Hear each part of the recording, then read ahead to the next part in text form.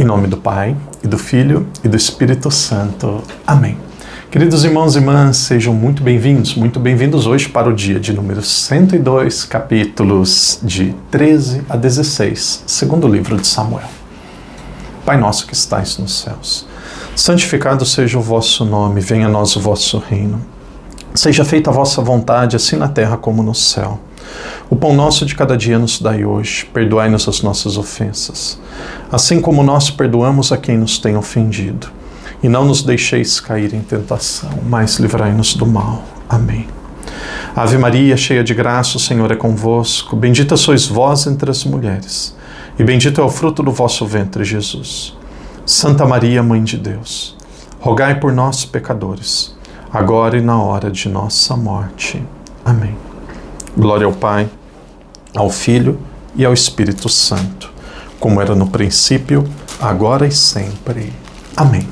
Queridos irmãos e irmãs, sejam muito bem-vindos hoje para os capítulos 13, 14, 15 e 16, segundo livro de Samuel. A história da Bíblia é a história de como Deus vai se revelando, como Deus vai salvando o seu povo. Essa história tem o seu ápice, tem a sua plenitude com a encarnação do Verbo, quando o próprio Deus se faz gente, se faz homem em Jesus Cristo. Essa é a história da nossa vida. A Bíblia tem histórias de fidelidade, histórias heróicas, também histórias de muito pecado, histórias que nós podemos ficar arrepiados e situações que nos ensinam o que nós não devemos fazer. Então, é assim que Deus agiu na história. Deus não esperou pessoas perfeitas, preparadas, sem falha e perfeitamente unidos a Ele em fé para poder agir. Não. Deus ele foi tocando com a sua perfeição o barro humano, mesmo com as suas imperfeições. E no dia de hoje nós vamos começar vendo como que até entre os irmãos aconteceu situações que são chocantes. Conversando com o padre que mora comigo, o padre Eduardo Agüero, é um padre que é professor de Bíblia, e sempre quando eu faço os vídeos, muitas vezes eu pergunto para ele, ele consegue fazer um resumo, ele dá alguns tópicos, alguns toques assim que são muito importantes para as coisas ficarem claras na minha cabeça. Ele é professor de introdução de Bíblia, professor dos profetas, então é um colega, é um irmão de congregação muito capacitado, é um padre argentino que mora comigo. E aí ele diz assim: Davi, ele foi muito forte externamente com os outros povos e para vencer as guerras, mas ele foi muito fraco com seus filhos. Davi, ele foi muito fraco com seus filhos e ele foi muito forte externamente. Então aqui nós temos como se fosse um dualismo. Davi, ele age com muita força, com muita rigidez, e ele era uma pessoa extremamente violenta e venceu todos os seus inimigos de fora, mas ele não soube cuidar de seus filhos. Então no capítulo 13 de 2 Samuel, nós encontramos aqui uma intriga, um problema entre 3 filhos de Davi. Havia uma delas, que era uma filha, uma mulher chamada Tamar, e depois haviam 2 irmãos por parte do pai. Um deles era Amon e outro Absalão. Então Amon, o texto chega a dizer, é até curioso, muitos aí já devem ter vivido isso no passado, não sei se vivem até hoje, diz assim que Amon, ele ficou doente de tanta paixão. Veja o capítulo 13, versículo 2. Amon se atormentou. Vamos pegar desde o começo para ficar ainda mais claro. Olha, capítulo 13, versículo 1. Eis que aconteceu, depois disso, Absalão, filho de Davi, tinha uma irmã que era bela e se chamava Tamar. E Amon, filho de Davi, se apaixonou por ela. Então, um irmão se apaixonou pela irmã por parte de pai. Amon se atormentou a ponto de adoecer por causa da irmã Tamar, porque ela era virgem e ele não via nenhuma possibilidade de fazer algo. Então um dia, este homem, Amon, ele chegou para sua irmã, por parte de pai, Tamar, e disse das suas intenções. Ela disse: não, converse com o nosso pai, pode ser que ele ofereça você a mim, que nós possamos ficar juntos, mas eu não quero. E aí, quando ela estava meio ficando convencida, mas disse que o pai deveria saber daquilo, ele acabou abusando da irmã. E aí, a irmã, ela não consegue se conter e ela conta o que aconteceu.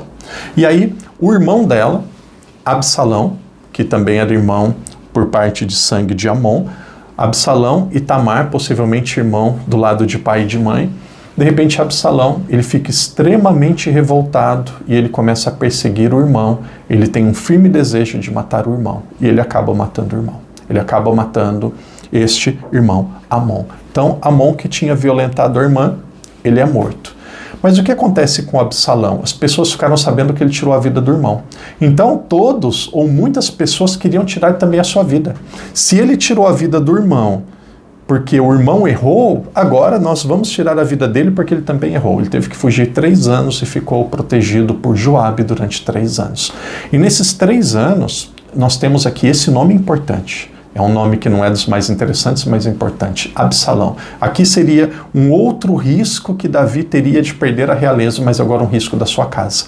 Veja, Absalão é filho de Davi, é da casa de Davi. Davi que era muito forte com os de fora, mas muito fraco na educação dos seus filhos. Então Absalão, aos poucos, ele vai dando alguns passos que cada vez mais esses passos vão se tornando um perigo para Israel. Qual que foi o primeiro passo? O primeiro passo, quando ele viu que a sua vida estava em risco, ele pega e se esconde.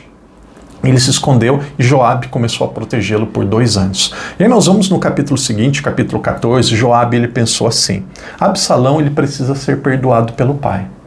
Ele precisa voltar ao convívio de todas as pessoas. E para ser perdoado pelo pai, aqui eles armam uma estratégia. Qual que é essa estratégia? Joabe, ele diz assim para uma mulher muito sábia, uma mulher, imagino, temente a Deus daquela época: você vai conversar com o rei Davi, vai contar que haviam 2 irmãos no campo, um tirou a vida do outro, e esse que sobreviveu, eles querem matá-lo, mas coitada da mãe, coitada das outras pessoas que vão ver os 2 morrerem, já que morreu um, não precisa morrer o outro. Então ele querendo contar uma história sem dizer que era o filho de Davi, para depois Davi, que era rei, disser assim: não pode ser morto esse que sobreviveu, vamos protegê-lo. E aí Davi vai prometer que vai protegê-lo e depois este Absalão, ele volta para a sociedade e seja preservado. Então isso daqui era a ideia de Joabe. Disse para essa mulher se aproximou do rei, começou a contar a história, e aí Davi ele disse assim: quem pediu para você falar isso? Você não pode mentir. Foi Joabe? E aí a mulher, ela não podia mentir para o rei, mas ela tinha feito uma promessa, estava sendo usada por Joabe. Ela diz a verdade. Ela diz: sim, tudo que eu disse foi o que Joabe pediu para eu dizer. E aí o rei Davi, chorando, emocionado, não diz a palavra chorado, emocionado, ele pega e acaba perdoando o seu próprio filho. Impõe as mãos e acaba perdoando o seu próprio filho. Quem que ele perdoa? Ele perdoa Absalão, que havia matado o seu próprio irmão. Veja, claro que nós não somos a favor de morte de quem errou, de morte de quem é ruim, mas é assim, o problema ele precisa ser resolvido. Por isso que prisão, nós vamos conversar em outro momento. Mas quando o problema não é resolvido, não aconteceu nada, tá tudo bem. Olha, uma pessoa que ela tem um mal dentro dela, claro que ela pode mudar, claro que ela pode mudar. O padre não está justificando isso, mas é muito difícil uma pessoa que tem um mal enraizado ela mudar. Então Absalão, ele resolveu essa questão, ele conseguiu o perdão, e aí aqui aos poucos nós vamos vendo aquilo que vai acontecendo, aquilo que ele vai fazendo. Aos poucos, o que ele se tornou? Aos poucos, Absalão, ele dizia assim para as pessoas: quem errou, quem falhou, vem a mim, eu vou impor as mãos e vou dar o perdão. Então Absalão, ele começou a tomar uma prerrogativa, um poder que era do pai.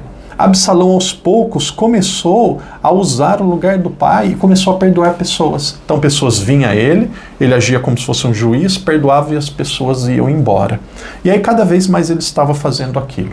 Depois, quando ele teve um conflito com Joabe ou com o rei Davi, ele teve um conflito com o próprio pai. O que ele fez? De revolta, para mostrar que ele tinha poder, que ele era fortalecido, o que ele fez? Ele pegou e colocou fogo em uma das plantações do pai. E o pai ficou sabendo daquilo e acabou perdoando seu filho novamente. Então quem é Absalão? Absalão era um filho de Davi, que depois ele matou o irmão. Ele estava perdoando e dando liberdade às pessoas, que só o rei podia fazer. Depois ele começa a devastar as plantações, lugares que era terra do próprio pai. E aí aos poucos o que acontece? Absalão, como ele não é contido, Davi, ele era muito fraco, rei Davi, na sua própria casa. Absalão, aos poucos, ele começa a se tornar como se fosse um rei.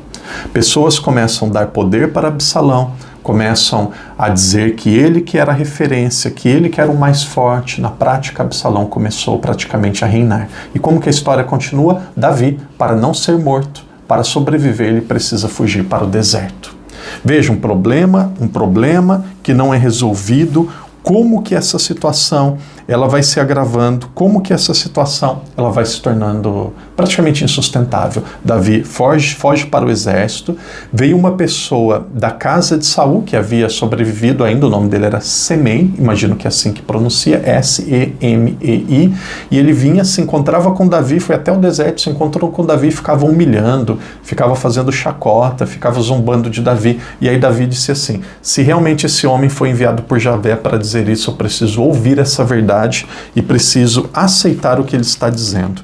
Então Davi, cada vez mais, ele era deixado pelos que ele tinha como amigo, como pessoas próximas dele, foi humilhado, foi praticamente abandonado, o seu poder foi tomado pelo próprio filho e aos poucos pessoas que eram próximas dele, como este Semei e depois outro homem também chamado Cusai ou Cusai, também começou, que era muito amigo de Davi, começou a ser contra ele, começou a tomar o lado de Absalão.